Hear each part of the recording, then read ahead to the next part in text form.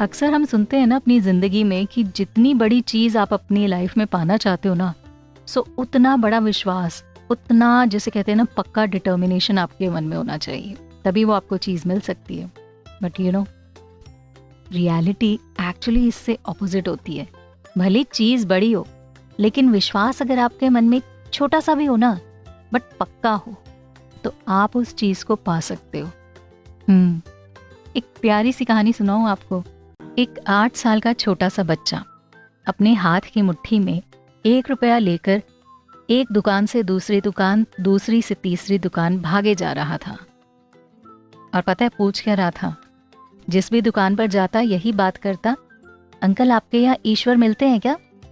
जो भी दुकानदार उसकी बात सुनता तो कोई झिड़क देता, कोई अपनी दुकान से धक्के मारकर बाहर निकाल देता, तो कोई गाली गलौज करता। ऐसा करते करते बच्चे ने 1, 2, 3 नहीं पूरी 40 दुकानों का चक्कर काटा। सभी 40 दुकानों में से उसे यही कुछ सुनने को मिला। लेकिन बच्चा था कि उसने हार नहीं मानी। आखिरकार वो एक ऐसी दुकान पर पहुंचा जहां पर एक बुजुर्ग दुकानदार बैठे थे। उसने उनसे भी वही सवाल किया, अंकल आपके यहाँ ईश्वर मिलते हैं क्या? उसका सवाल सुनकर वो बुजुर्ग बोलते हैं, क्या करोगे ईश्वर का तुम? इस पर उसने बड़ी उम्मीद से जवाब दिया, आपको पता है इस दुनिया में ना मेरी माँ के अलावा मेरा और कोई भी नहीं है। दिन भर वो काम करती है, मेरे लिए खाना लेकर आती है, और अभी ना मेरी माँ हॉस्पिटल में है। अगर मेरी माँ मर गई तो मुझे खाना कौन खिलाएगा? मैंने जब डॉक्टर से पूछा तो उन्होंने कहा कि अब सिर्फ ईश्वर ही तुम्हारी माँ को बचा सकते हैं।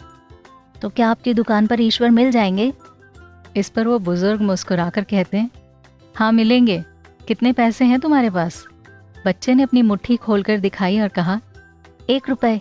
दुकानदार ने बच्चे के हाथ से वो 1 रुपया लिया और पास ही पानी के रखे फिल्टर में से उसे 1 गिलास पानी भर के दिया और उसे कहा, जाकर ये अपनी माँ को पिला देना, वो जल्द ही अच्छी हो जाएंगी, ठीक है? अगले दिन कुछ मेडिकल स्पेशलिस्ट उस हॉस्पिटल में आए।